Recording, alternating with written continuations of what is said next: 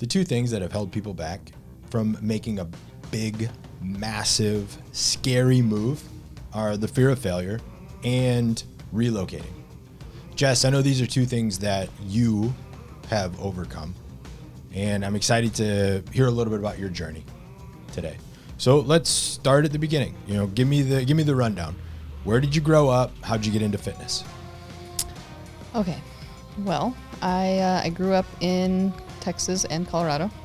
Didn't do anything fitness related until I joined the military. In the military, I figured out how to take care of myself. After the military, I found CrossFit, and that's what really got me more excited about fitness and what that actually means, what health actually means. So you joined the military around like 19, right? Yep. Why? Leading up to that point, was in a lot of trouble. I was in college for the first semester of college, and I was failing everything except snowboarding. And so I drove by a recruiting office. I'm not done with the semester yet. I drove by a recruiting office and I was like, I should check that out. Let's see what they've got to say. Almost signed up for the Navy instantly. And then I went and talked to a few different people, and they were like, don't do that. Ship dudes 6 months. I was like, nope. Yeah, I can see that. It's not the way. So joined the military just because I was in a lot of trouble. I was drifting. I didn't have any idea what I wanted to do with my life, and that's where that took me. And you were in the Air Force? I was in the Air Force, yep. Okay. So we're in the Air Force. How long were you in for? 6 active. I went out for 2, and I went back in for 2 more. Okay. The back half of that, or the last 2, is when I really got into CrossFit and fitness more so. Okay. So you get out of the military. What happens next? I get out of the military the second time, and I start working for Brute Strength. I'm doing admin type of things, operations side of things, and Brute Strength is an online fitness company who has a team of coaches, a staff of coaches that are masters of their craft, and that showed me what it looked like to lead, to teach, to coach in an excellent way. And one of those staff members was Sean Pastuch. He allowed me to come to an Active Life seminar, and from there I was like, oh, there's so much more. I know nothing. And so I started to go down that road in I don't know what year that was. 2016, 2017. It was a long time ago. Okay. So you go to the first seminar, you're working for Brute, go to the first seminar. You were doing mostly admin stuff. How'd you make the transition to coaching people in person? During the time that I was in Utah, I got my level 1 for CrossFit certification, and I had been shadowing and doing on-ramps or boot camps at the gym in Utah. Yeah. Where did I go from there? Let's see, shadowing, coaching, and then did the seminar, did the Active Life seminar, but didn't really still do one-on-ones very much. I didn't jump into that yet. I just kept doing group classes for the most part. And then I moved to Washington. And when I moved to Washington was more of a transition point of me getting more into one-on-ones, because at the same time as me going there, I got to do a second Active Life seminar. And that led me to Active Life's immersion course. And then I was like, okay, I'm ready to try and do one-on-one personal training. So immersion was kind of the foundation, and it's what we ended up building the rest of the curriculum upon. Yep. It's an early piece of the curriculum now. Mm-hmm. It's the basics, assessing, some programming stuff, strength balance testing, flexibility, mobility. Mm-hmm. Yep. Okay, so you go through the immersion. You start working with clients after you make the transition to Washington. Right? Mm-hmm. Start working with clients more one-on-one. Yep. What happens next? I had made the transition to Washington. I was still working for Brute Strength, and then I had switched to another online fitness company and doing admin things. So I was still working in the fitness space, but that was really not fulfilling for me. I was not enjoying the work I was doing. And I was really enjoying the coaching I was getting to do. So I went down the road of like, okay, how do I do this more and better and get paid more? So I went to Boise, where there was a ProPath gym, and worked for that gym for 6 months. Got a lot of reps, worked a lot of 5 a.m. shifts, and went back to Washington, and then took what I knew and applied it directly to doing CrossFit classes, but then doing a ton more personal training, actually making a living doing both of those things and not doing any of the other jobs admin-wise. Yeah. Okay. So you make this transition to full-time coaching. You're doing some group classes, more personal training, some semi-private type stuff. Was there a moment in that time where you realized that you really wanted something more? You wanted something different? More than just like, we'll call it traditional coaching.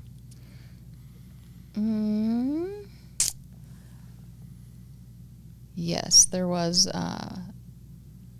I knew that I wanted to continue what I was doing, but I didn't know how I was going to be able to sustain it. And within the CrossFit space also, I still was like, I want to be able to help more people and be better at it. And I still didn't quite have enough experience yet. So, yes, there wasn't a specific moment though. It was a lot of, I had noticed how much I learned from people who were really great at teaching and leading, and that really sparked my interest in like me giving more people more aha moments for themselves. So I would say it was I don't know. The big transition was me percolating on it for years, and then finally being like, well, let's really send it. Like, how do I do this really? Okay. So you're in Washington State. You're working out of a facility there. How do you end up working with Active Life or for Active Life? I had been doing that CrossFit space for the 3 years, maybe 4, again, after moving back from Boise. And I was at a point where I was looking into moving. I had gone through a really hard personal moment for a couple of years, and I was like, okay, it's time for me to start thinking about some other things. What do I want to do with my life? Where do I want to be? Is this how I want it to look in 10 years? And around that time, I was looking at moving to Texas because my family's all in the South. And at the same time, Sean sent out an email that said, hey, we're hiring at our Active Life facility in Long Beach. I immediately respond. I'm like, hey, tell me more. And that was a shock to me at the time, because before, even though I had wanted to work for Active Life, it was something I was like, there's no way. They would chew me up and spit me out. Like, I couldn't do that job. So that was big for me to just ask anyways, and to believe that I could. And so anyways, Sean responded, and next thing I knew, I was out here visiting a week or 2 weeks later. 6 weeks after that, I moved. Yeah, so you came out for one. I remember our early conversations, and one of the prerequisites for you even saying yes to an opportunity like this was, look, come be here for a couple days. Make sure that you get it. You see the facility, you see the team, you're as inspired as you think you are by actually being here. What was that little testing phase like for you, that coming out and seeing it? Was there anything revelatory in that you're like, yeah, this is the right thing? I would say yes. I actually initially, even though I said yes to coming out, I was like, the chances are not high that this is where I end up. It's just not likely, because I don't want to be in Long Beach, New York. And then I came out here and I was around the team and the conversations that I had and the amount of like discomfort I had in knowing that I wasn't quite ready, but I was like, well, this is perfect because I need to get better. So I think the conversations and being here was the catalyst. Like, if I hadn't done that, I would have talked myself out of it, I think. So had you ever been to Long Beach before? I'd done the seminar with Sean and Jeremy in 2017 here at Island Park. Got it. So you had a little bit of exposure to Long Beach. It's not like you had never been here before. You've been here for a little bit. Right. And all right, so you're going through like this internal, I don't know if Long Beach or New York is the place that I want to be. Yeah. It was, I had been part of or around trees and mountains for the last, I was in Washington for 5 and Utah for 4. So like the last 10 years leading up to this point, I've been around trees. and Long Beach doesn't have a lot of trees. So I was sad about that, and it's grown on me quite a bit. So We do have a long beach. there is a long beach. It is great. It is awesome. I like many things about it, but that was one of the hardest parts, was like, do I want to be away from like where the mountain is in my backyard? Turns out I can do it, and it's not that far away. Yeah, you're 90 minutes, 2 hours from mountains if you really need that. Yeah. I went to Cold Spring Harbor last weekend, and it was great. It was perfect. Trees and everything. Nice. Yeah. All right, so you end up saying yes. You make the transition. What I want to know is why. Why did you ultimately make the decision to work at Active Life? The conversations, the conversations that I was having with the team, but then also what Active Life is up to, felt like in alignment with what I wanted to be doing and to be better at. I really enjoy working with people and them realizing that they have in them the ability to do way more than they think that they can, as long as they decide to go on that journey. It's all about that decision, and everything about the way that we operate at Active Life is that way. Like I don't know, I'm pushed to be more of who I want to be, and it teaches me how to teach people that. And so that's one of the biggest driving factors for me working at Active Life. One of the things that you've mentioned to me in the past was, this theme of people telling you the truth. You have an example of that? Yes. Yeah. And what does that mean, by the way, for anybody listening to it? They're like, telling the truth. What the heck does that mean? So in my life, I haven't had up until, I would say, in the last 5 to 10 years, 5 years, we'll go 5 years. 10 is too broad. I don't know if that I just wasn't quite ready to hear the truth from a lot of people, but a lot of people didn't tell me what I needed to hear. They would tell me what I wanted to hear, and it's possible that I wasn't able to receive what was being told to me. But one instance that happened that rings a bell is years ago while I was working for Brute. Something happened that was really uncomfortable. I was really upset about it, and it came down to me deciding, it came down to, I'm not sure where I want to start there. It came down to me deciding, how do I want to interact with what happened? There was something that happened where I hadn't said anything and I didn't know what to do with it, and I was just freaking out. I had called Sean. Sean was like, look, Jess, I was saying things like, I don't deserve this, and I was just emotional and all of that good stuff, and he was like, look, it's not about what you deserve. It literally doesn't matter what you deserve. It's what you accept. And that was a truth that at the time, it took me took a long time for it to really sink in, but it's come across in my life as a theme in different ways that I've been like, oh, well, I'm deciding to stay in this. I'm accepting this. So I'm part of the problem. So anyways, yes, there's been moments, and not very many people were able to do things like that for me. Like the other people I told about that same situation were like, man, just victim side of things. Yeah, that really sucks. I'm sorry to hear that happened to you. Yes. And didn't say the thing that you have a choice in how you respond. You get to choose if you want to stay in the situation or get out. So, yeah, I would say that was one of the moments of truth-telling that has been a driving factor for me. Okay, I appreciate that. What about the mission that we have here really stands out for you about the way? I mean, look, we help people live more and hurt less, and we want to inspire them to live a life of freedom without compromise. What about that resonated with you enough to move 2,500 miles across the country to do this? A bit of what we're already talking about, the being willing to ask people to follow through with who they asked us to help them become.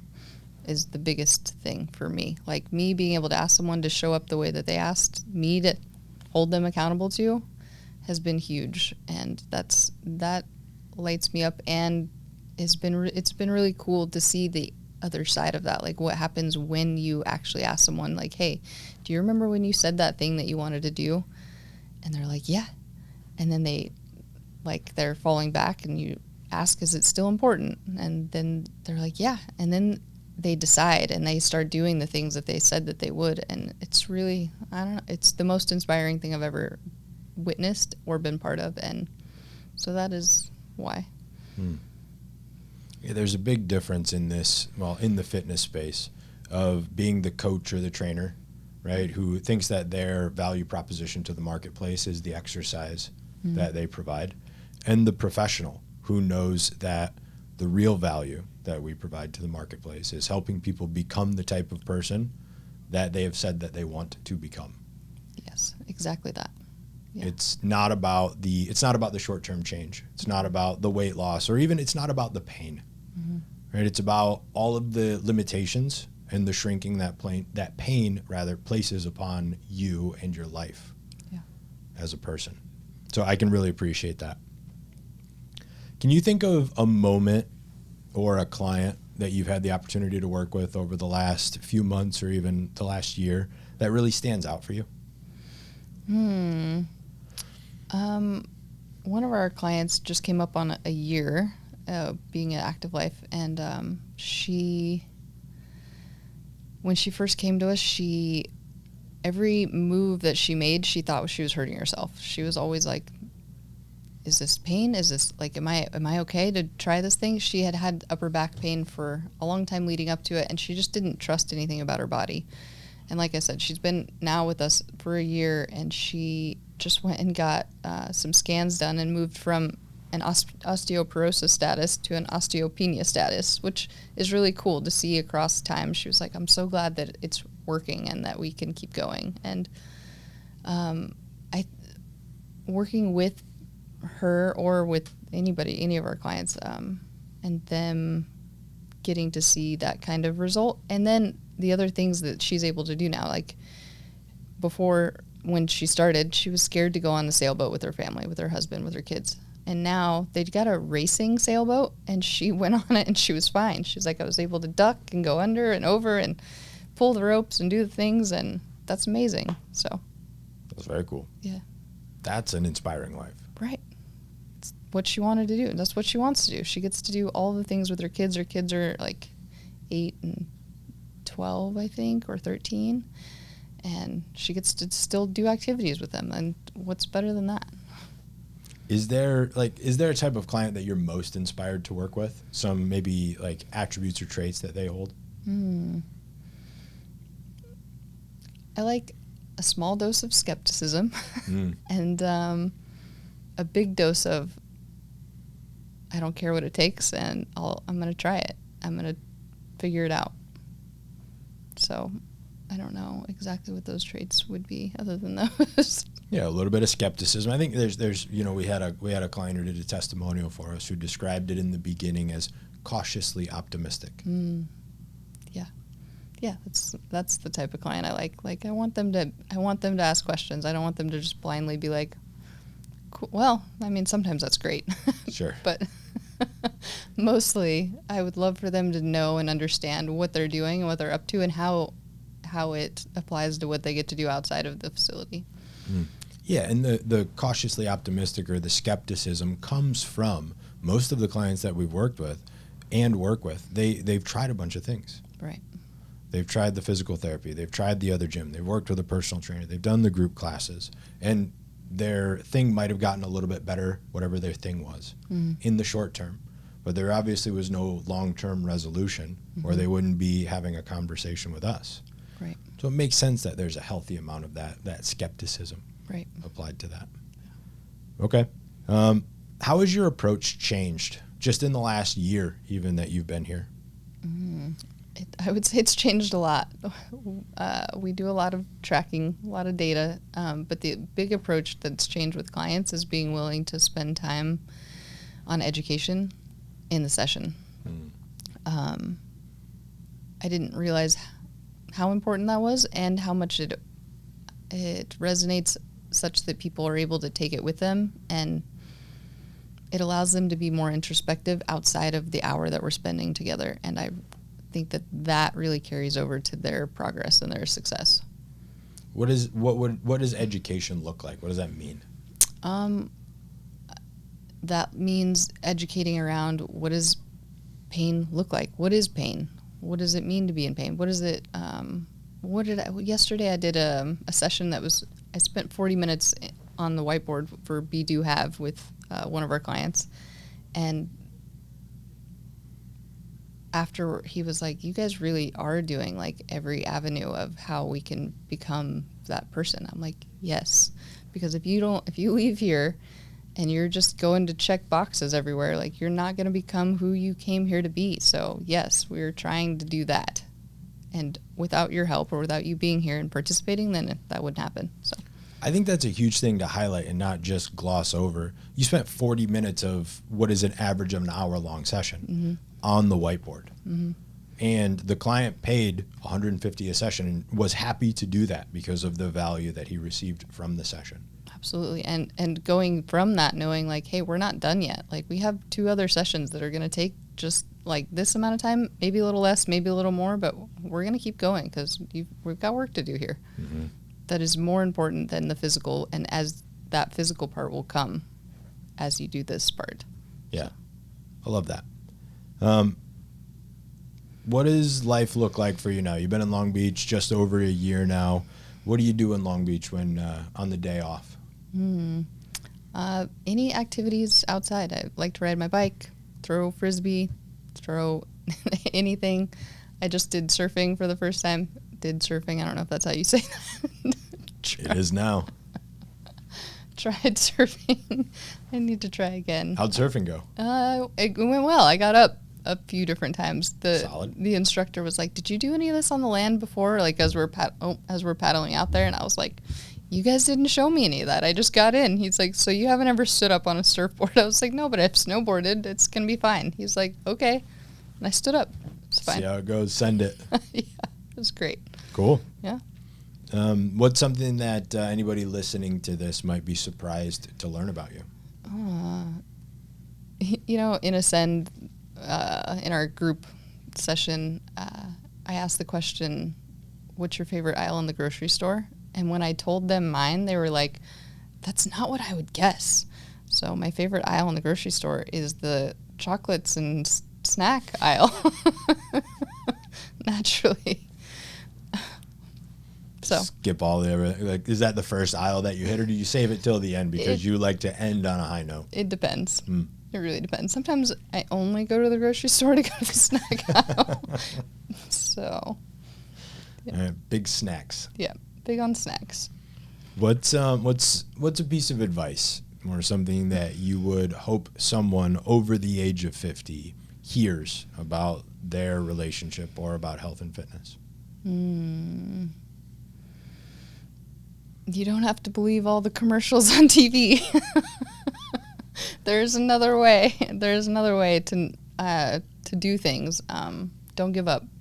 Figure out a way to do your life the way that you want to, because there are people out here that will help you, whether it's through Active Life or otherwise, but there's a way for you to feel awesome. So do that. And if you don't know how to, find me and I'll help you find a way. Yeah, so what you're saying is it doesn't have to be the life reserved to the next medication. Absolutely. Or the surgery or the loss of function and just the gradual decline as you age. Yes. I'm so glad that you put words to that. Thank you. You gave me the foundation. Jess, is there anything else that you want to share to anybody listening to this? No. Thanks for listening. I don't have anything else. Nailed it. Jess, thank you so much. I told you this when you got here. Over the last year, your energy, your enthusiasm, your care for clients, the presence and attitude, the way that you show up in the space was immediately felt, and your impact has been profound on the team. you have helped me develop as a leader over the last year through the conversations that we've had and figuring out how to support you. And I really appreciate that. I really appreciate you. Thank you for being a part of the team. And thanks for hanging today. Thank you. I appreciate that. See you out there. I hope you enjoyed that episode of the Active Life podcast. If you did, please head to wherever you listen and leave us that 5-star rating. It really does go a long way. 5 stars goes a long way. Please leave them. If you're interested in working with us as a coach, remember, we help coaches from around the world build fulfilling careers, working with clients that are inspired to help so they never have to worry about being able to pay your bills again. No one's ever going to ask you if you are going to get a real job when you work with Active Life. All you have to do, head into the show notes, click the link that you find there, download our curriculum. That will give you a feel for what it is going to take for you to be successful. A team member of ours will reach out to you to find out if it's a fit for us to work together. Till the next show, turn pro.